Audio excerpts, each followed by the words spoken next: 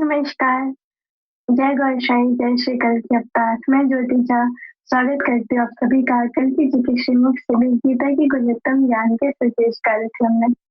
जैसा कि आप नाम से ही जानते हैं कि यह कार्यक्रम माँ भगवान कल्कि अवतार सरकार गौरशाही से शिक्षा प्राप्त किए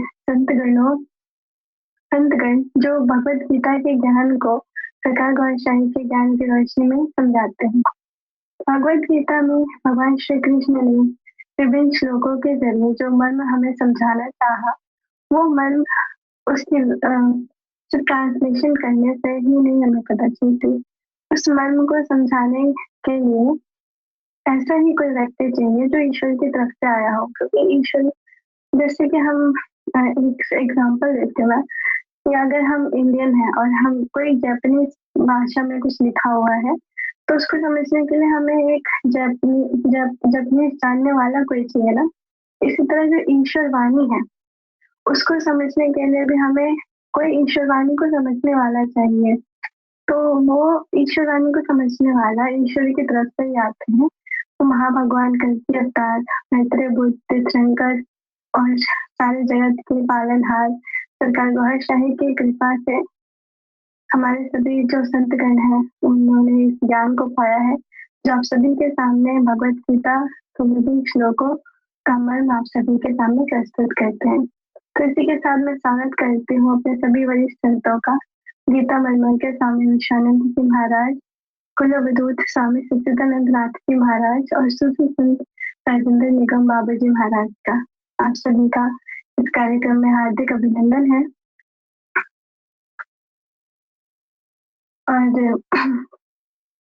इस कार्यक्रम के इसी क्रम में आगे बढ़ते हुए मैं अपना सबसे पहला प्रश्न स्वामी विश्वानंद जी महाराज से करूंगी। प्रश्न यह है कि भगवान कृष्ण ने उपदेश देने के बाद अर्जुन को कर्म चुनने के लिए किस प्रकार की स्वतंत्रता दी है? अपने महान सदगुरु महाराज यूनुसल गौर जी के चरणों में हम सब संतगण और बहन जी आशीर्वाद लेते हुए अपने सारे व्यूअर्स का हार्दिक स्वागत करते हैं। बहन जी ने जो प्रश्न किया है, इस प्रश्न का उत्तर भगवान श्री कृष्ण ने श्रीमद् भगवत गीता के अध्याय 18 मोक्ष संन्यास योग के श्लोक नंबर 63 में समझाया है कि इति ते ज्ञानमाख्यातम् गुह्याद् गुह्यतरं मया विमृश्येत देशेन यथेच्छसि तथा कुरु। यहाँ भगवान श्री कृष्ण अर्जुन को निमित्त बना के सब साधकों को और सब शिष्यों को नसीहत दे रहे हैं कि जब भी आपका सद्गुरु आपको आपके जीवन के संबंधित सब प्रकार का ज्ञान सुना दे, आत्मा और परमात्मा का ज्ञान भी सुना दे, सद्गुरु अपना विश्व रूप दर्शन भी करा दे, तब ये सब ज्ञान की बातों को और दर्शनों को शांत मन से एकांतवास में यानी कि तन्हाई में बैठ के चिंतन मनन करना होता है। तब जाके वे ज्ञान अपने आत्मसात हो पाता है। यानी कि पहले ज्ञान मन से बुद्धि में और बुद्धि से आत्मा में पहुंचकर कायमी जमा हो पाता है। इसीलिए इस श्लोक में भगवान श्री कृष्ण अपने प्यारे शिष्य अर्जुन को गुह्य से गुह्य ज्ञान सुनाने के बाद संपूर्णतः विचार करने की नसीहत दे रहे और उसके बाद जो आपकी इच्छा होवे वैसा करने की सलाह दे रहे हैं।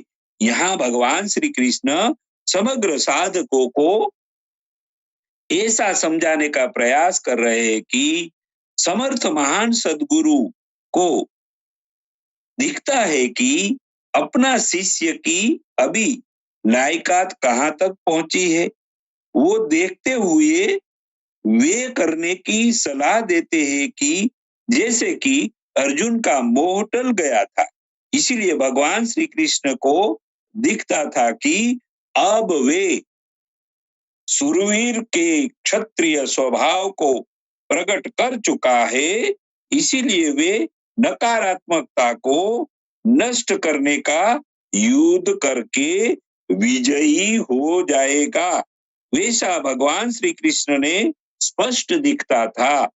इसीलिए अर्जुन को ज्ञान सुनने के बाद भी सीधा युद्ध करने का आदेश न देते हुए अर्जुन की इच्छा के अनुसार करने को कहा गया है, ताकि अर्जुन भी अपनी इच्छा प्रकट कर सके कि अब उनकी स्थिति कैसी बनी है। इसीलिए भगवान श्री कृष्ण ने अर्जुन को उपदेश देने के बाद अपना कर्म चुनने की स्वतंत्रता दी है।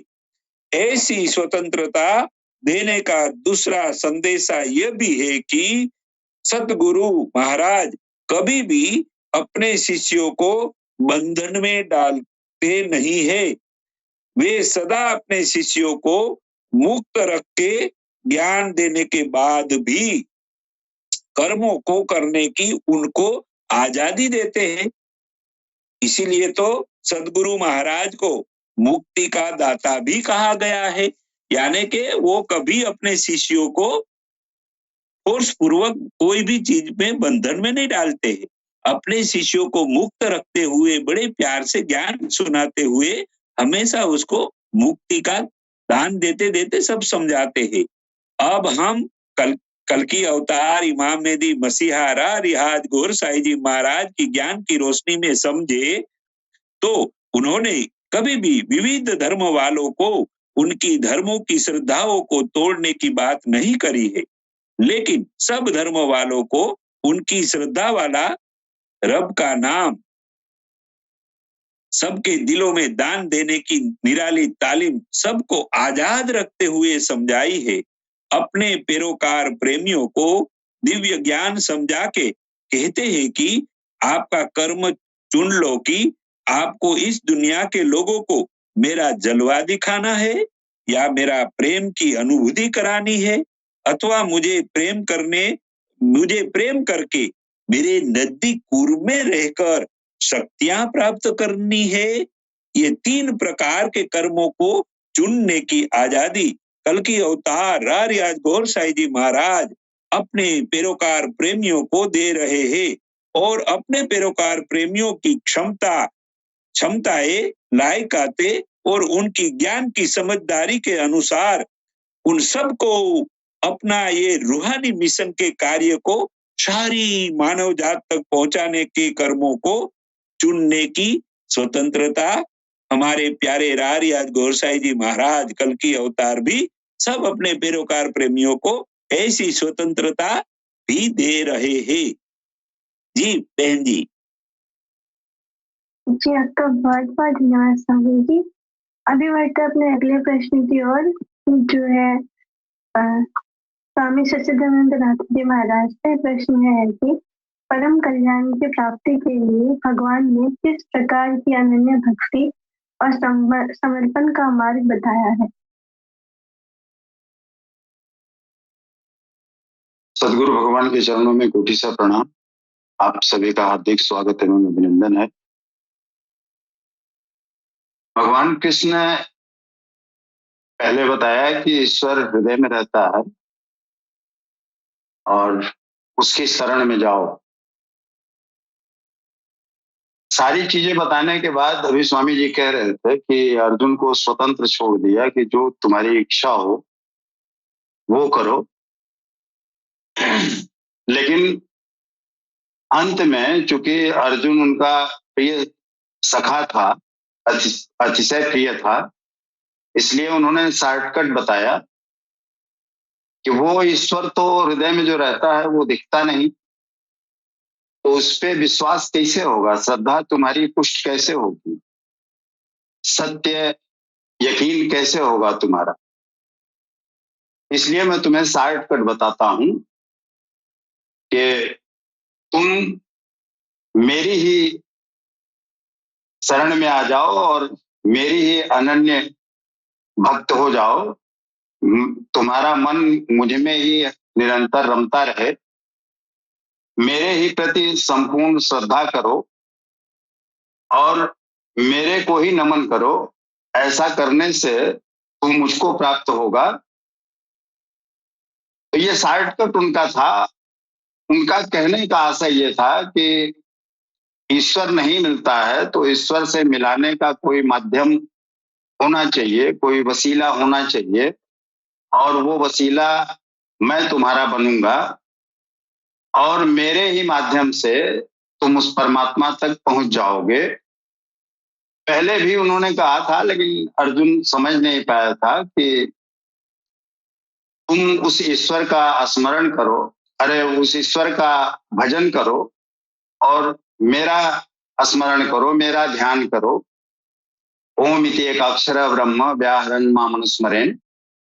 वही बात यहाँ भी दूसरे शब्दों में कह रहे हैं कि उस परमात्मा को तो तुम नहीं जान पाओगे, उसको देख नहीं पाओगे, जिसके कारण तुम्हारी श्रद्धा पुष्ट नहीं होगी, तुम्हारा अक्कुल यकीन नहीं बन पाएगा।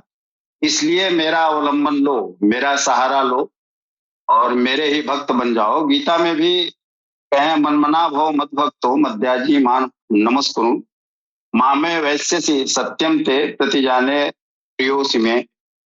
अर्थात मेरे में ही परम हमेशा अनन्य मन वाला हो, मेरा अनन्य भक्त हो, मेरे प्रति श्रद्धा से पूर्ण हो, मेरे को ही नमन कर। ऐसा करने से तुम मुझे ही प्राप्त होगा। यह मैं तेरे लिए सत्य प्रतिज्ञा करके कहता हूं, क्योंकि तो मेरा अतिशय प्रिय है। आगे पुनः कहते हैं कि समर्पण कैसा हो, तो सर्वान धर्म परित्यज्य मामेकम शरणं व्रज अहम त्वाम सर्व पापेभ्यो मोक्षयिष्यामि मा शुचि। सर्वान धर्म माने संपूर्ण धर्मों को त्याग दो। अभी तक कह रहे थे कि स्वधर्मे निधनम श्रेय परधर्मो भयावह। अपने धर्म में मर जाना भी श्रेष्ठ है, दूसरे के धर्म में जाना भयावह है, खतरनाक है। अभी कह रहे हैं कि सभी धर्मों को परित्याग कर दो। तो ये इतना उलझाते रहते हैं कि अंत में उनकी शरण में अर्जुन पहुंच ही जाए। तो सर्वान धर्म मतलब तुम शूद्र हो या तुम वैश्य हो, तुम क्षत्रिय हो या ब्राह्मण हो, तुम किसी भी अवस्था में हो, उन सारी अवस्थाओं की चिंता छोड़ दो और माम एकम शरणम व्रज, केवल मेरी ही शरण में आ जाओ। और मैं अहम त्वाम सर्व पापेभ्यो, केवल एक मेरी शरण में आने से मैं तुझे संपूर्ण पापों से मुक्त कर दूंगा। इसके लिए तू शोक मत कर। तो यहां भी वही कहना चाह रहे हैं कि मेरी शरण में आओ। तो कभी कहते हैं कि ईश्वर की शरण में जाओ, कभी मेरी शरण में जाओ। तो यहाँ भी बल एक ही बात का है कि कोई न कोई माध्यम अवश्य होना चाहिए, कोई न कोई वसीला अवश्य होना चाहिए। बगैर वसीले के, बगैर माध्यम के उस परमात्मा तक नहीं पहुंचा जा सकता। तो समर्पण किसके प्रति हो, इष्ट के प्रति या सदगुरु के प्रति। इष्ट के प्रति अगर समर्पण आप करोगे भी तो कहीं न कहीं विचलन आ जाएगा, क्योंकि आपका यकीन पुष्ट नहीं होगा, आपका विश्वास कहीं न कहीं डगमगा जाएगा।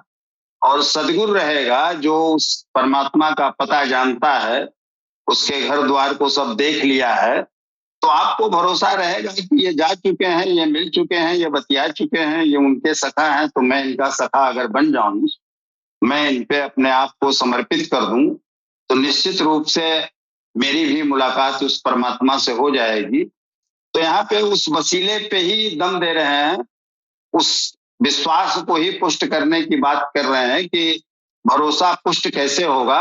तो उस भरोसे का ये तरीका है कि सदगुरु के ऊपर समर्पण कर जाओ। ये चिंता छोड़ दो कि तुम किस श्रेणी के साधक हो, क्योंकि साधक चाहे जिस स्तर का हो, अगर समर्पण कर दिया और पूर्ण विश्वास है तो जैसा गुमान है वैसा उसको प्रतिफल अवश्य मिलेगा। आपका गुमान कैसा है इस बात पे निर्भर करता है कि आपकी प्राप्ति कैसी होगी। जैसा गुमान होगा वैसी ही प्राप्ति होगी, ये ध्रुव सत्य है। इस कृष्ण के कथनानुसार या जो अभी तक समाज में देखा गया है या जो सुना गया है, गुमान ही मुख्य है, श्रद्धा ही मुख्य है। जैसा आपका विश्वास वैसी ही उसकी परिणति होगी। जी ये आपको बहुत बहुत धन्यवाद, बहुत ही इम्पोर्टेंट महत्वपूर्ण पॉइंट आपने बताया है। अभी बढ़ते हैं अपने अगले प्रश्न की ओर, जो है सूफी संत राजेंद्र निगम बाबू जी महाराज से। प्रश्न यह है कि गीता के गोपनीय ज्ञान को किन व्यक्तियों को नहीं बताना चाहिए और इसके लिए क्या योग्यताएं आवश्यक है।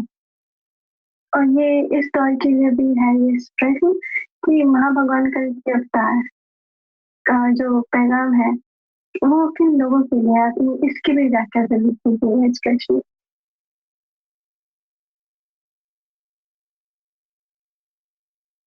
सबसे पहले हम अपने भगवान सदगुरु को भगवान श्री राम की धरती से नमन करते हैं। तत्पश्चात हमारे पैनल में उपस्थित हमारे दिव्य संतों को भी मैं उनके सामने से नवाकर प्रणाम करता हूँ। मैं छोटी बहन को भी प्यार और स्नेह समर्पित करता हूँ। बहन ने जो सवाल किया है कि कौन से लोग भगवान ने ये जो है कृष्ण, ये भगवान कृष्ण जो है अर्जुन से कह रहे हैं ये जो गुह्यतम ज्ञान है गीता का, ये किसको नहीं सुनना चाहिए, किसके लिए नहीं है। बड़ी इंपॉर्टेंट चीज है। देखिए हर दौर में, हर युग में एक हीरो होता है और वो हीरो जो है वो ईश्वर की तरफ से होता है, इसलिए उसको अवतार कहते हैं। वो हीरो अवतरित होता है। उनकी पैदाइशी का जो उसका हिकमत होता है वो हर इंसान नहीं समझ पाता है। किसी दौर में श्री राम आए, जो दौर जो है त्रेता का था, और उनका जो पैगाम था, जो संदेश था, जो उनकी ये जो है अध्यात्म ज्ञान था, वो लोगों तक पहुंचाया गया।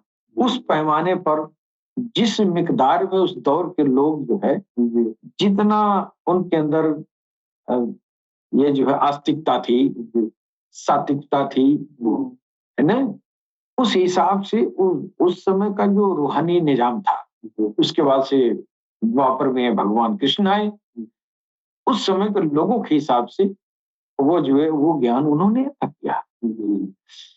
लेकिन ये दौर कलयुग का दौर है। उस दौर में यह बात उस दौर के लिए थी कि ये गीता का ज्ञान किनको किनको नहीं बताना है कि नहीं। लेकिन ये द्वापर के लिए था, हाँ, कलयुग के लिए ये नहीं है। वही परमात्मा जो कृष्ण के अंदर बैठ के आया, वो परमात्मा जब कलयुग के अवतार के अंदर बैठ के आएगा, यही गीत वो भी गाएगा, है कि नहीं। उस दौर में के लिए था कि ये जो है ये गीता का ज्ञान अमुक अमुक लोगों को देना है, बाकी इसके मुस्तहिक लोग नहीं है।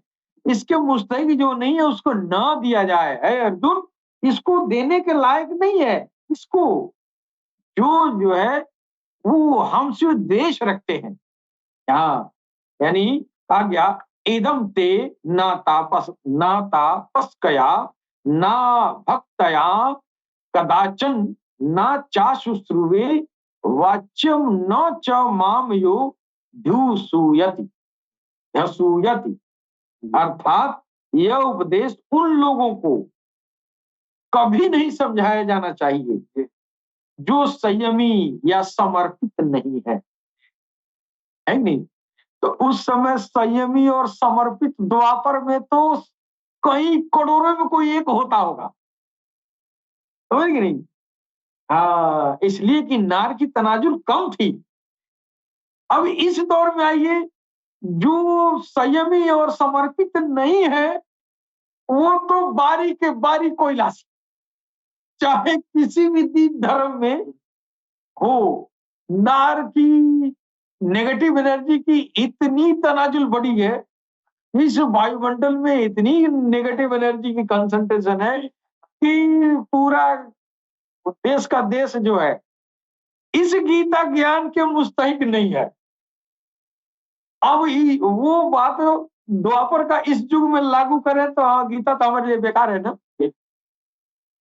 लिहाजा जब वो कृष्ण के अंदर जो परम पिता परमेश्वर की परम भाव बैठा था, वो परम भाव कल की अवतार के रूप में जब गौरशाही आ रहे हैं, उनके अंदर वही परम पिता परमेश्वर बैठा हुआ, वो जब गीता का गुह्यतम ज्ञान सुनाता है तो कहता है आओ, तुम मुस्तहिक द्वापर में नहीं थे और द्वापर में थे, आज नहीं हो, आओ मैं तुमको पहले इस गीता के काबिल बनाता हूं।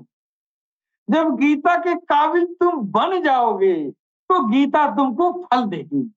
अभी तो तेरे लिए गीता आई नहीं है। आप देखिए पूरी दुनिया में संयमी और समर्पित लोगों की कमी है। वो जो है मना किया गया, उन लोगों को ये नहीं सुनाया जाना चाहिए जो आध्यात्मिक ये जो विषयों को सुनने से कतराते। इस समय तो बहुतायात है, यहाँ तक कि अगर आप आध्यात्मिक बात किसी से कह रहे हैं, अगर प्योर है, ढोंग नहीं है, ढोंग रहे हैं तो मटक तरफ पड़ जाएंगे। लेकिन अगर दिल का ज्ञान सही में किसी को दे रहे हैं आध्यात्मिक का, तो दुनिया उसको गाली देती है।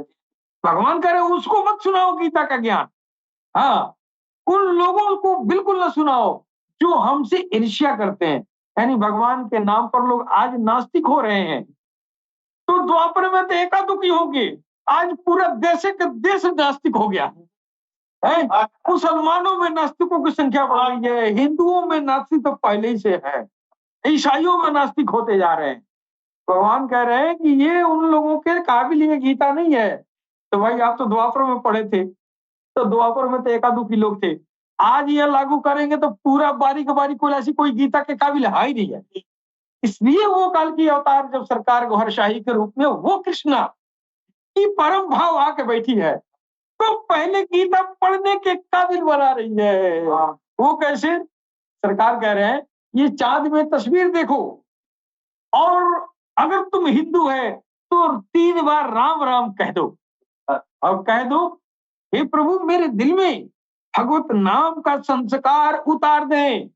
तेरे दिल में भगवत नाम का संस्कार उतरा, यानी तेरा दिल तू सोता रहा, बैठा रहा, चलता रहा, तेरा दिल राम राम कर। जब राम राम कर उठा ने तो इसमें ही राम राम के टकराव से, सरकार ने बताया पत्थर पर से टकराता है चिंगारी निकलती है, पानी पानी से टकराया तो बिजली बनती है। उसी तरह ये भगवत नाम तेरे दिल में गया, तेरे दिल में राम राम की टकरार हुई, वहां पर ज्योति बना, दिव्य ज्योति बना।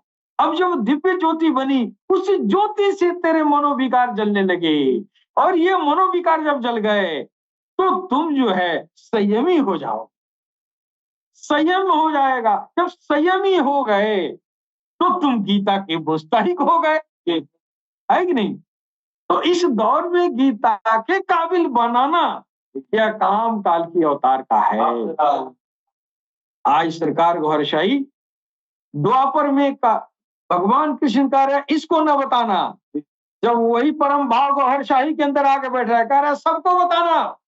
यहाँ तक कि सरकार ने दीने इलाही में ईश्वर धर्म नाम की जो किताब लिखी है उसमें लिखा कि ये किताब मुनकिराने रूहानियत के लिए चैलेंज है। कौन है मुनकिराने रूहानियत? जो भगवान का नाम सुन के कतराते हैं, ईर्ष्या करते हैं, और वो भगवान के वजूद को इनकार करते हैं, ऐसे लोगों के लिए सरकार गौहरशाही का पैगाम चुनौती है। अब ये चुनौती पर जब ये हारेंगे तो गीता के पढ़ने के लायक हो जाएंगे ना। अब चुनौती पर हारेंगे कैसे?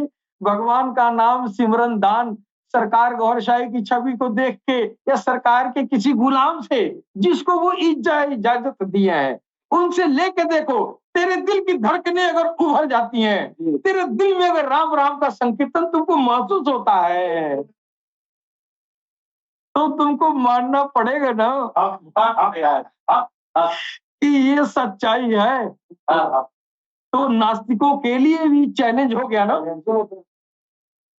अगर कोई नास्तिक कहता है कि भगवान नहीं होता है, हम कहते हैं आओ तेरा दिल अगर राम राम कर उठा, तेरा दिल अल्लाह अल्लाह कर उठा, तो मानना ही पड़ेगा ना। तो इसलिए सरकार ने कहा कि ये चैलेंज है मुनकिराने रूहानियत की, स्पिरिचुअलिटी के, जो भगवान के, ईश्वर के इनकारी हैं। पहले सरकार गौहरशाही, भगवान काल के अवतार आपको गीता पढ़ने, गीता के ज्ञान हासिल करने के लायक बना रहे हैं। जब लायक बन गए तो गीता खुद ब खुद तेरे सीने में उतर जाएगी। ये है काल की अवतार की अता, जो हिंदुओं को राम देता है और मुसलमानों को अल्लाह देता है, ईसाइयों को ईशा देता है, बौद्धों को बुद्ध देता है। ये उस काल की अवतार की रहमत है, सारी इंसानियत में छाई हुई है। जी बहन जी, बहुत बहुत जबरदस्त। वही सरकार की एक बात भी याद आती है जो मैंने हमारे सतगुरु जी से सुनी थी कि सरकार की जो ये मतलब अदा, इसको ये क्या कहे पता नहीं, लेकिन ये एक ऐसी बात है जो अभी तक दिल इसको पूरी तरह से ना एब्जॉर्ब नहीं कर पाया कि सरकार ने फरमाया किसी मौके पर गैर मुस्तहिक को तो मुस्तहिक बनाया जा सकता है अगर वो चाहे। तो ये क्या दौर है खतरनाक। मतलब वही आम भाषा में कहे कि जो ईश्वर को पाने के लायक भी नहीं, तो किसी लायक नहीं। तो सरकार ने मायूसियत को पूरी तरह खत्म कर दिया। अब बंदा रोए तो रोए क्यों? क्योंकि सरकार तो कह रहे हैं कि गैर मुस्तहिक को भी मुस्तहिक बनाया जा सकता है अगर वो चाहे। तो अभी ये कदम है सरकार का कि भले वो कोई भी हो,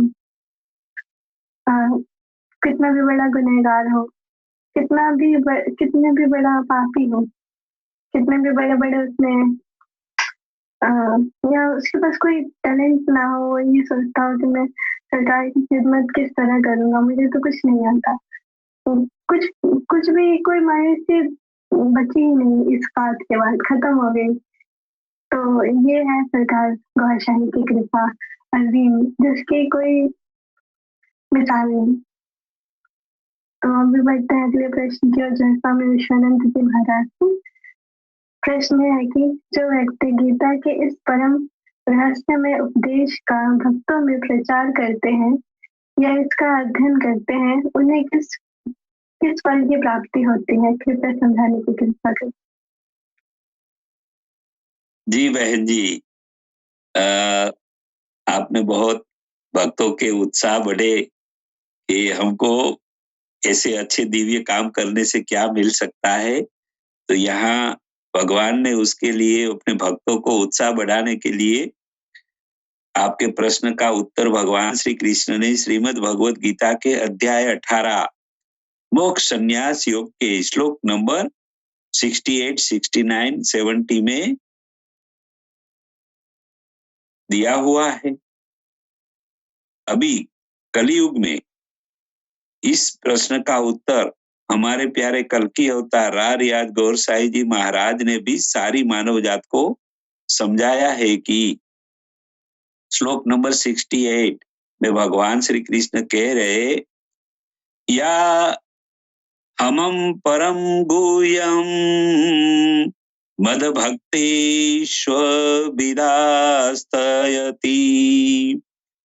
भक्तिं मयि परां कृत्वा मामे वेश्यत्य संशयः।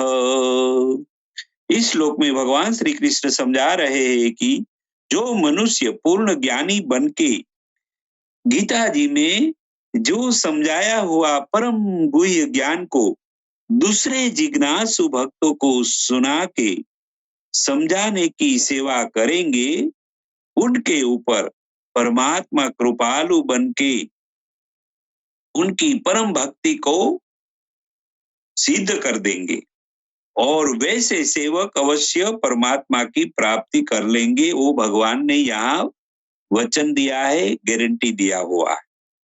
इसी बात को कल्कि अवतार इमाम मेहदी मसीहा रारियाज गौर साई जी महाराज भी सब मनुष्यों को अपना दिव्य और निराला भव्य ज्ञान को समझाने के लिए दावत दे रहे हैं कि आइए, सारी मानव जात को बुला रहे, अपने पैरोकार प्रेमियों को आदेश दे रहे हैं कि रब की तलाश में तड़पती हुई बिलखती हुई मनुष्य आत्माओं को ये मेरी दिव्य दिल वाली निराली तालीम सुना के समझाने की सेवा करेंगे। उनके ऊपर मैं स्वयं कृपालु बन के उनके सब सहायक आत्माएं को प्रकाशवान और शक्तिवान बना के मेरी सुंदर दुनिया रियाजुल जन्ना में मैं उसको बड़े प्यार से मेरे साथ ले जाऊंगा। इतनी बड़ी अता कल्कि अवतार भी हम सबको दे रहे हैं। आगे भगवान श्री कृष्ण कल्कि अवतार अपने प्रेमियों को उनकी सेवा का क्या फल मिलता है उसको समझा रहे हैं। श्लोक नंबर 68 में भगवान श्री कृष्ण कह रहे, न च तस्मान् मनुष्येषु कश्चिन्मे प्रिय कृतम् भविता न च मे तस्मा अदन्यः प्रियतरो भुवि। इस श्लोक में भगवान श्री कृष्ण इस गीता जी के गुह्य ज्ञान के प्रचारकों को उसके संबंध में, यानी कि इस ज्ञान का जो प्रचार प्रसार करेंगे उसके संबंध में बता रहे हैं कि जो सेवक, जो ये मेरा ज्ञान का प्रचारक बन के प्रचार करेंगे, इस गीता जी के ज्ञान को अन्य जिज्ञासु मनुष्य आत्माओं को समझाने की सेवा करेंगे, वैसा सेवक सब मनुष्यों से ज्यादा परमात्मा को प्रेम करने वाले माना जाएगा। इसके साथ साथ इस दुनिया में वैसे सेवकों को परमात्मा भी कह रहे कि वैसे ऐसे मेरे सेवकों को दुनिया के सबसे ज्यादा प्यार करता हूं। इसी बात को कल्कि अवतार इमाम मेहदी मसीहा आरार्य गौर साई जी महाराज भी समझा रहे हैं कि जो मेरे परोपकार, मेरे प्रेमी, मेरे ये रूहानी महान कार्य में अच्छी सेवा करते हैं, वे मेरी दिव्य दृष्टि में आ जाते हैं। इसलिए मैं भी उनको बहुत सबसे ज्यादा प्रेम करता हूं और मेरी रूहानी ताकत उसके दिल में भर देता हूं। आगे भगवान श्री कृष्ण और कल्कि अवतार अपने प्रेमियों की रूहानी दिव्य सेवाओं को बहुत बड़ा मर्तबा देते हुए समझा रहे हैं कि श्लोक नंबर 17 में भगवान श्री कृष्ण कह रहे, अद्येष्यते चय इमं धम्यं सवादमावयोः ज्ञानयज्ञेन तेनामिष्टः स्यामिति मे मतिः। इस श्लोक में भगवान श्री कृष्ण सारी मानव जात को समझा रहे हैं कि इस महान धर्म ग्रंथ गीता जी में अर्जुन एक शिष्य बन के उनके महान सद्गुरु श्री कृष्ण के चरणों में बैठ के जो दिव्य ज्ञान का संवाद कर रहे हैं, उस दिव्य ज्ञान का कोई भी मनुष्य अध्ययन करेगा, अभ्यास करेंगे, तो वे अध्ययन को परमात्मा की दिव्य दृष्टि में एक ज्ञान यज्ञ से परमात्मा की प्रार्थना कर रहा है, वैसा परमात्मा मानता है और समझता है। इस प्रकार की प्रार्थना परमात्मा स्वीकार करके उनको भी बहुत बड़ी सिद्धि प्रदान कर देते हैं। इस बात को कल्कि अवतार इमाम मेहदी मसीहा हमारे प्यारे रारियाज गौर साई जी महाराज भी समझा रहे हैं कि उन्होंने अपने स्वहस्तों से लिखी आध्यात्मिक महान किताब दीन इलाही, यानी कि परमात्मा का धर्म है दिव्य प्रेम को कोई मनुष्य अध्ययन अभ्यास करेंगे तो वे अध्ययन करने वालों के दिलों में दिव्य प्रकाश नूर ज्यादा उत्पन्न होने लगेगा। ये अध्ययन करते करते वो एक एक शब्द में इतना प्रकाश, दिव्य प्रकाश और नूर भरा है कि वो पढ़ने वाले के हृदय में वो नूर प्रवेश करके उसका हृदय दिव्य प्रकाश और नूर से भरता ही जाएगा। उससे उनकी रूहें, आत्माएं दिव्य प्रकाश से प्रकाशित और शक्तियों से शक्तिशाली बन जाएगी। तब वे मेरे साथ रूहानियत की जो यात्रा, रूहानी यात्रा है, वो करने लायक बन के मेरे साथ उड़ान भर के मेरी सुंदर दुनिया रियाजुल जन्ना में मेरे साथ पहुंच जाएंगे। इस तरह ये दोनों महा अवतार उनके समय के दौर में गीताजी और दीने इलाही का परम रहस्यमय उपदेश का भक्तों में जो सेवा करने के लिए जो प्रचार करते हैं या इसका अध्ययन करते हैं, उन्हें सबसे श्रेष्ठ फलों की प्राप्ति होती है। वे इसी रीति से समझा रहे हैं, उत्साहित कर रहे हैं। जी बहन जी, आपका बहुत बहुत धन्यवाद स्वामी जी। अभी बढ़ते अपने अगले प्रश्न की ओर, जो है स्वामी सच्चिदानंद जी महाराज से। प्रश्न यह है कि जो मनुष्य बिना किसी ईर्षा के केवल श्रद्धा पूर्वक इस उपदेश को सुनता है, उससे किन लोगों की प्राप्ति होती है? पुनः वही श्रद्धा पे बल दे रहे हैं। मुझे एक कथा याद आ रही है। आदि शंकराचार्य के 4 प्रमुख शिष्य थे। उसमें एक का नाम सानंद था, जो अनपढ़ था, लेकिन सबसे ज्यादा श्रद्धावान था। जब गुरुदेव प्रवचन करते थे तो वो श्रद्धा से परिपूर्ण उनके प्रवचन को बहुत ही ध्यान पूर्वक सुनता था। एक दिन वो गुरुजी के कपड़े धुल रहा था नदी के उस पार, और इधर आश्रम में प्रवचन का समय हो गया। बाकी शिष्यों ने कहा कि गुरुजी प्रवचन शुरू करिए, तो उन्होंने कहा कि अभी सानंद नहीं आया है, उसे आ जाने दो। तो शिष्यों ने कहा कि उसकी तो कुछ समझ में आता नहीं, अनपढ़ है, वो नहीं भी आ रहा है, तो आप शुरू करिए। गुरुजी ने कहा कि नहीं, वो बहुत ही श्रद्धा से और मन लगा के सुनता है, इसलिए उसे आ जाना जरूरी है, उसका आना। उन्होंने आवाज दिया। भावावेश में वो पानी के ऊपर दौड़ता हुआ चला, नदी को दौड़ के क्रॉस किया, और जहां जहां उसके पैर पड़ते थे वहां वहां कमल पुष्प खिलते जाते थे, और वो पुष्पों ने सहारा दिया, वो नदी में डूबा नहीं। और जब गुरुदेव के पास पहुंचा तो गुरु को प्रणाम करके उसके मुख से संस्कृत में स्तुति निर्गत हुई। तो शंकराचार्य ने श्रद्धा की ताकत को दर्शाने के लिए ये कर्म किया, ये करवाया उस शिष्य से। तो श्रद्धा महत्वपूर्ण है। अगर श्रद्धा आप में नहीं है तो कुछ भी आप प्राप्त नहीं कर सकते हैं। कृष्ण तो ये कह रहे हैं कि तुम चिंता न करो, अहम त्वाम सर्व पापेभ्यो मोक्षयिष्यामि मा शुचि, तुम चिंता मत करो, मैं तुम्हारे सारे पापों को मोक्ष कर दूंगा, खत्म कर दूंगा।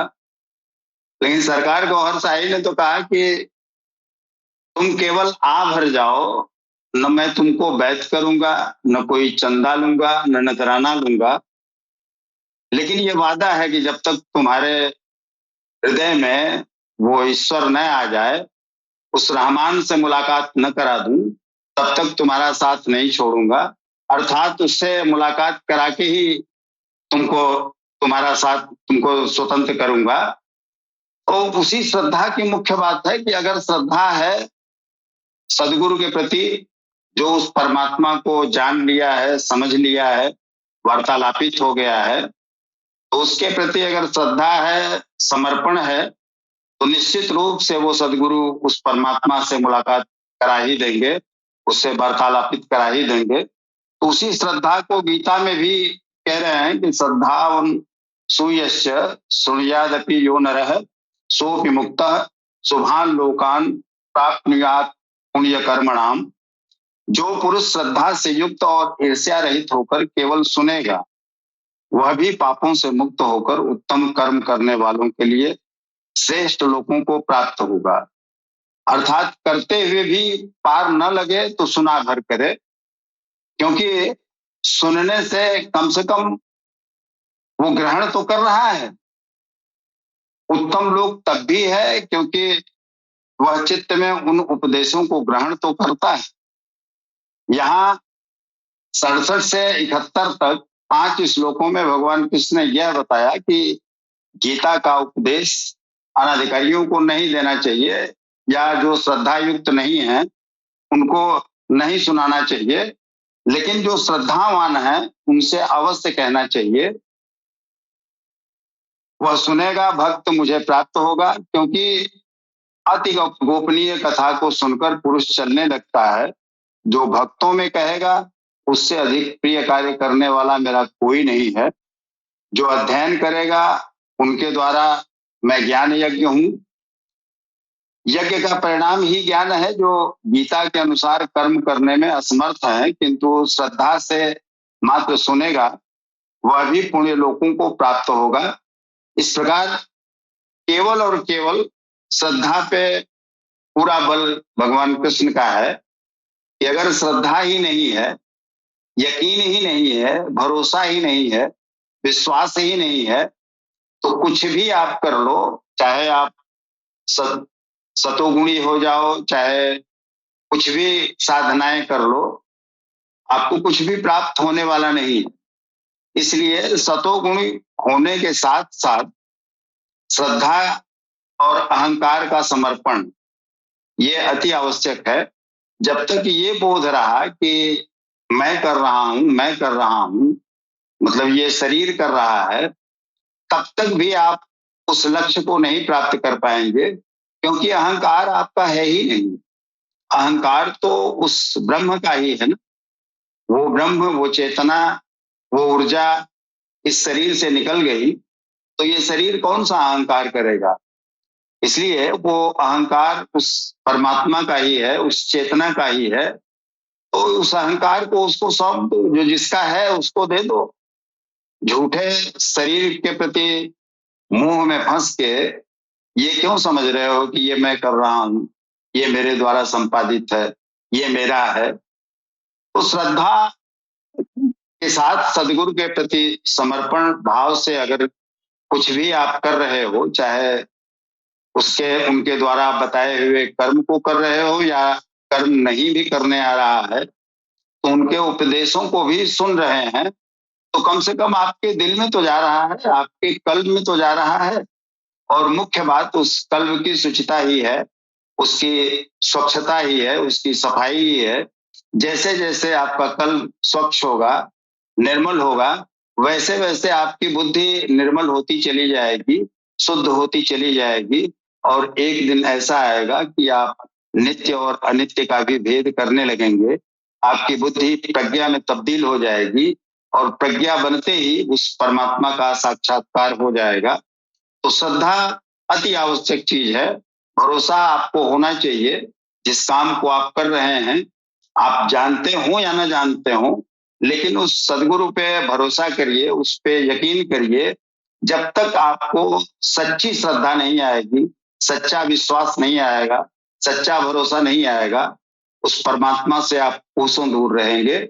इसलिए श्रद्धावान लोगों को बताना भी चाहिए, और श्रद्धावान ही उस परमात्मा को प्राप्त करते हैं।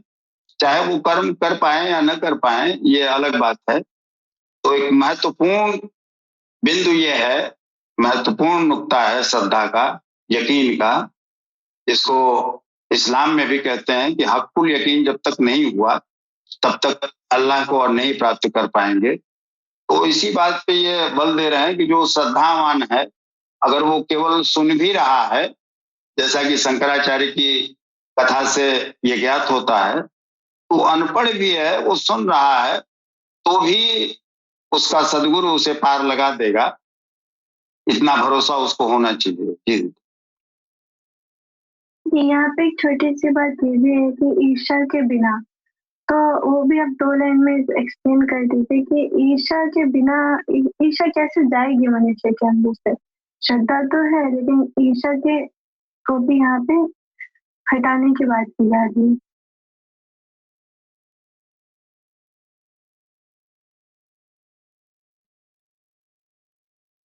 जी, आपकी आवाज़ नहीं आ रही।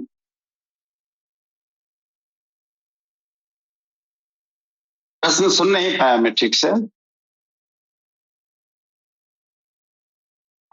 मैंने यहाँ ये कहा कि यहाँ पे ईर्ष्या के बिना की भी बात की जा रही है कि ईर्ष्या के बिना श्रद्धा। प्रश्न ये था ना कि ईर्ष्या बिना किसी ईर्ष्या के श्रद्धा केवल जब श्रद्धापूर्वक। श्रद्धा जब जी जी ईर्ष्या ईर्ष्या तो अपने आप खत्म हो जाएगी ना, जब श्रद्धा आ जाएगी तो उसी में मतवाला हो जाएगा। हम जब अपने सदगुरु में ही मस्त है तो हमसे क्या मतलब कि स्वामी जी कितना पूर्व में है, इनको देख के मेरे अंदर जलन हो। ये स्वाभाविक रूप से ईर्ष्या खत्म हो जाएगी। ईर्ष्या तो इसलिए कि सचेत रहे आदमी कि किसी के प्रति ईर्ष्या का भाव न रहना चाहिए। तो श्रद्धा आते ही सदगुरु के प्रति ईर्ष्या समाप्त हो जाती है मेरी समझ से। ईर्ष्या उतना महत्वपूर्ण है। ईर्ष्या तो तब होती है ना जब लोभ हो, जब अज्ञान हो। जब ज्ञान हो गया, आप श्रद्धा अवनत हो गए, श्रद्धा में आप आकंठ डूब गए हैं, तो केवल और केवल दिन रात उसी का स्वरूप, उसी का चिंतन आप में रहेगा। ईर्ष्या के लिए समय ही नहीं बचेगा। दिन रात तेरे तसब्बुर में रहना हमारी इबादत नहीं और क्या है। तो जब तसब्बुर उसका रहेगा तो ईर्ष्या के लिए समय कहाँ बचेगा। एक पॉइंट है ये कि ईर्ष्या नहीं होना चाहिए, लेकिन ये रजोगुण स्तर तक का बिंदु है। इसके ऊपर सतोगुण आ जाने के बाद ईर्ष्या अपने आप खत्म हो जाती है। तो ये तो सतोगुण के बाद की बात चर्चा हो रही है ना। कृष्ण ने डाल दिया है यहाँ पे ईर्ष्या, लेकिन इसके पहले आदमी साधक सतोगुण में आ गया है। और सतोगुण के बिंदु हैं, चेक पॉइंट हैं कि आप में क्रोध नहीं होना चाहिए, आप में लोभ नहीं होना चाहिए, आप में मोह नहीं होना चाहिए, आप में ईर्ष्या नहीं होनी चाहिए। तो ये सारे बिंदु पहले ही समाप्त हो जाते हैं यकीन आने से पूर्व। जब हक्कुल यकीन आ गया तो श्रद्धा अपने आप तुष्ट हो जाएगी और ईर्ष्या समाप्त हो चुकी होगी पहले ही। जी जी, बहुत-बहुत धन्यवाद। अभी बेटा अपने अंतिम प्रश्न की ओर रहस्य के संत राजेंद्र निगम बाबूजी महाराज से प्रश्न यह है कि भगवान के उपदेश सुनने के बाद अर्जुन के मोह और अज्ञान की क्या स्थिति हुई और उन्होंने क्या संकल्प लिया?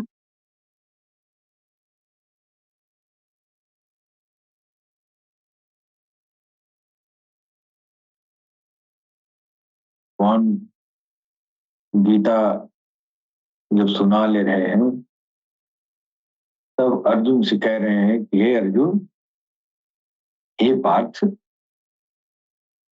क्या मेरा यह वचन तूने एकाग्रचित्त होकर सुना? तो भगवान कह रहे हैं, इस हमारे इन वचनों से तुम्हारा ज्ञान, तुम्हारा मोह नष्ट हुआ कि नहीं? इस पर जो है अर्जुन कह रहा है कि आपकी कृपा से मेरा मोह तो नष्ट हो गया, मुझे स्मृति भी प्राप्त हुई। और वो स्मृति जो रहस्य ज्ञान मनु ने स्मृति परंपरा से चलाया था, उसी को अर्जुन ने प्राप्त कर लिया। अब मैं संशय रहित हो गया और आपकी आज्ञा का पालन करूंगा। जबकि सैन्य निरीक्षण के समय दोनों ही सेनाओं के स्वजनों को देख अर्जुन व्याकुल हो चुका था। उसने निवेदन किया कि हे गोविंद, स्वजनों को मारकर हम कैसे सुखी होंगे? जी, ऐसे युद्ध से शाश्वत कुल धर्म नष्ट हो जाएगा। अब देखिए, हाँ, ये इसमें दो तरह का ये अर्थ निकलता है। जी, एक तो लड़ाई के मैदान में और अगर उसका ख्याल किया जाए कि लड़ाई के मैदान में भगवान जो है ये ज्ञान दे रहे हैं और इसलिए दे रहे हैं कि इसको हथियार उठाओ और लड़ाई करो। वहाँ हिम्मत हार गया है और मोह के पाश में बंध गया है। दूसरा उसका एक और इसका तर्जुमा, इसका बातनी तर्जुमा ये हुआ कि जब इंसान जो है अध्यात्म मार्ग पर जब वो चलना प्रारंभ करता है तो ठीक उसी तरह की परिस्थितियां इसके सामने भी क्रिएट होती हैं। ये मोह माया जो अर्जुन अपने ही परिवार के लोगों को देख रहा है, ये तो सब हमारे सगे संबंधी हैं, हमारे विपरीत खड़े हैं, इन्हीं को हमको मारना है। तो एक उसका बातनी तर्जुमा ये है कि आपके अपनों का जो मोह और भाव जो होता है वो अंदर होता है आपके नफूस के साथ वो जो है उसका गहन रिश्ता है। तो भगवत प्राप्ति के लिए जब आप कमर कसते हैं तो पहले उन अपने भावों को उन अपने लोगों को मारना पड़ता है। मारने के लिए गांडी उठाना पड़ता है। अब वो गांडीव क्या है? वो गांडीव जो है अब पता चला है तो वो गांडीव जो है हृदय का सिमरन है। उस जमाने में भी यही था। भगवान कृष्ण ने कहा कि सांसों में उतारो, सांसों में उसकी भजन करो, वहां अनुसंधान करो। और वहां से जो है ये तुम्हारे जो अंदर जो है तुम्हारे अपने कहलाते हैं, जो काम क्रोध लोभ मोह हैं, ये सब तेरे अपने हैं। इनको अपनों को मारने के लिए तुमको ये भगवत नाम का ये गांडीव धनुष तुमको उठाना है, अनुसंधान करना है। वो भगवत नाम का संकीर्तन अंदर उतारना है। वही चीज आज भी है। आज सरकार गौरशाही हर इंसान को अर्जुन के रोल में देखना चाहते हैं। हर इंसान को, चाहे वो इंसान किसी भी कौम का हो, कौम से कोई लेना देना नहीं। अर्जुन सबको बनना पड़ेगा, अर्जुन सबको बनना है, इसलिए गीता सबको सुनना है। वो गीता का जो गुह्यतम जो ज्ञान है वो यही है कि एक ऐसा शस्त्र गुरु प्रदान करता है। वो एक ऐसा गांडीव धनुष है, उस धनुष को उठाना है। वो गांडीव धनुष क्या है? ये जो है ये अपने हृदय में भगवत नाम का संस्कार उतार देना और वहां पर महाभारत को छेड़ देना और दैवी संपत्ति का विकास करना और ये आसुरी संपत्ति को नष्ट करना। यही तो लड़ाई है। ये इसमें जो है वो जीत गया जिसकी आसुरी संपत्ति जो है मर गई, आसुरी संपत्ति परास्त हो गई, दैवी संपत्ति का अधिपत्य हो गया। अब वो जिसके अंदर ये संपत्ति मौजूद है वो अर्जुन है। बेशक। हाँ, जिसके अंदर वो दैवी संपत्ति का ये जो है प्रभुत्व बन गया वो अर्जुन है। आज सबको अर्जुन बनने की जरूरत है। वही अर्जुन कह रहा है कि हे प्रभु अब तो मेरा मोह भंग हो गया, मैं जान गया कि मेरे अपने ही मेरे दुश्मन है, इसलिए इनको मारना जरूरी है। ये मारेंगे नहीं तो मेरी आत्मा का कल्याण नहीं होगा। वो जो है हमारे ये जो है हमारी ये वासनाओं में, हमारे मन के विकारों में के रूप में मेरे अपने अंदर बैठे हुए हैं। तो इसी के संबंधित जो है ये कह रहा है कि हे प्रभु मैं तृप्त हो गया और मेरा जो है स्मृति पुनः जाग गई। कि मैं क्या था ये मैं भूल चुका था दुनिया में आके। जब वहां से मैं यहाँ आया तो वहां की सारी जो है घटनाएं मैं भूल चुका था।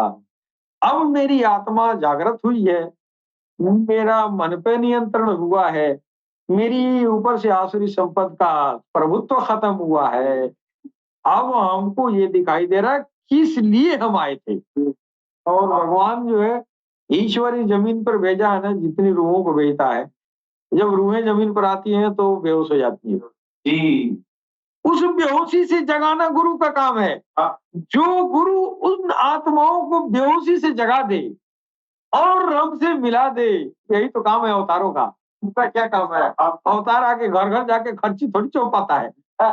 अवतार तो आपकी आत्माओं को चमकीला धमकीला चमका दमका के और चमकीला परमात्मा में मिला देता है। यही तो गुरु करता है। यही तो भगवान कृष्ण ने किया अर्जुन के साथ, और यही काम इस कलयुग में भगवान कल की अवतार सरकार गौरशाही कर रहे हैं। चाहे आप किसी भी कौम के हो, आओ मैं तुमको जो है वो तपस्वी अर्जुन बना रहा हूं। तेरे महाभारत तेरे अंदर जो जो छिड़ा हुआ है उसमें फतह मैं करा रहा हूं। कौन कह रहा है? सरकार गौरशाही। तो आज इस कलयुग का जो महाभारत है, इस महाभारत में कृष्ण का रोल सरकार गौरशाही कर रहे हैं। अर्जुन जो जिज्ञासु था, पूरे गीता में जगह जगह ऐसा ऐसा प्रश्न जो है कर रहा है। सारे प्रश्नों को जैसे आपको याद दिलाने के लिए मैं एक बार जिक्र करना चाहता हूं कि अध्याय 2 में 7वें श्लोक में कह रहा है, वह साधन मेरे प्रति कहिए हे प्रभु, जिससे मैं परम श्रेय को प्राप्त हो जाऊं। हाँ, अब ये सिर्फ लड़ाई का मैदान नहीं है, इसका 2 अर्थ ही है। एक वहां मौजूद लड़ाई का मैदान है और एक आपका अंदर का लड़ाई का मैदान है। स्थिति प्रज्ञ महापुरुष के लक्षण क्या हैं प्रभु, आप बताएं। आपकी दृष्टि में ज्ञान योग श्रेष्ठ है, तो मुझे भयंकर कर्मों में क्यों लगाते हैं? मनुष्य न चाहता हुआ भी किसकी प्रेरणा से पाप का आचरण करता है। आपका अध्याय 4 में कह रहे हैं कि आपका जन्म तो अब हुआ है और सूर्य का जन्म बहुत पुराना है। तो मैं यह कैसे मान लूं कि कल के याद में इस योग को आपने सूर्य के प्रति कहा था? ये सवाल तो टेढ़ा है ना। तो भगवान कृष्ण जो बता रहे हैं, हम बहुत लोगों को देखते हैं इस बात को समझते नहीं है। तो स्वामी जी ने बताया कि वो अंदर है न, अंदर सांसों में भगवान का नाम गया, फिर सांसों से मन में गया, मन से इच्छा में गया, इच्छा से हृदय में गया, हृदय में गया तो आप जो है अब कामयाब हुए, वरना अभी रास्ते में है। इमं विवस्वते योगम प्रोक्तवान अहं व्ययम विवस्वान मनवे प्रावण वृक्षवाकवे प्रभि। तो यहाँ पर जो है ये सवाल जो है अर्जुन कर रहा है। आगे एक जगह और चौथा अध्याय में 5वें में सवाल कर रहा है कि कभी आप सन्यास की प्रशंसा करते हैं तो कभी निष्काम कर्म की प्रशंसा करते हैं। जी, तो इसमें से एक निश्चय करके कहिए कि मैं परम श्रेय को कैसे प्राप्त होऊंगा। इस तरह जो है मन चंचल है फिर भी शिथिल प्रयत्न वाला श्रद्धावान पुरुष आपको न प्राप्त होकर किस दुर्गति को प्राप्त होता है। इन तमाम तरह के सवाल कर रहा है। जी बेशक। तो ये जो है भगवान जो है 11वें अध्याय में विराट स्वरूप का दर्शन भी करा रहे हैं और भगवान कह रहे हैं, अर्जुन अनन्य शक्ति के द्वारा मैं इस प्रकार देखने को जो जैसा तूने देखा तत्व से जानने तथा प्रवेश करने में मैं सुलभ हूँ। हाँ, इस प्रकार दर्शन करने वाले साक्षात मेरे स्वरूप को प्राप्त हो जाते हैं। और यहाँ अभी अर्जुन से पूछते हैं कि क्या तुम्हारा मोह नष्ट हुआ? अर्जुन ने कहा मेरा मोह नष्ट हो गया, मैं अपनी स्मृति को प्राप्त हो गया। आप जो कहते हैं मैं वही करूंगा। दर्शन के साथ जो अर्जुन को मुक्त हो जाना चाहिए था, वस्तुतः अर्जुन को तो जो होना था हो गया, किंतु शास्त्र भविष्य में आने वाली पीढ़ी के लिए होता है। उसका उपयोग आप सबके लिए जरूरी है, इसलिए गीता सबको पढ़ना जरूरी है। जी बहन। जी आप सभी मित्रों का बहुत बहुत धन्यवाद। आज के जो हमारी डिस्कशन है वो काफी अच्छी रही। मैं आशा करती हूँ आगे भी हम इसी तरह से भगवद गीता के विभिन्न श्लोकों का माँ भगवान करके अवतार सरकार गौरशाही जी के ज्ञान की रोशनी में समझेंगे। इसी के साथ मिलते हैं अगले शनिवार को इस समय 12:30 से 1:30 के बीच भारतीय समय अनुसार। और हमारे जो दर्शक है वो भी बने रहे लाइव, क्योंकि सुबह 4 बजे हमारे सदगुरु भगवान सुपर मास्टर से लाइव आते हैं। और और हमें आध्यात्मिक ज्ञान की जो प्रकाश है वो हमारे सीने में उतारते, ताकि हमें ये जो ईश्वर की वाणी है इनका सही मर्म समझ में आए और हम भगवत प्राप्ति की तरफ चल सके। इसी के साथ आप सभी का बहुत बहुत धन्यवाद। जय गणेश शाही, जय श्री गणेश।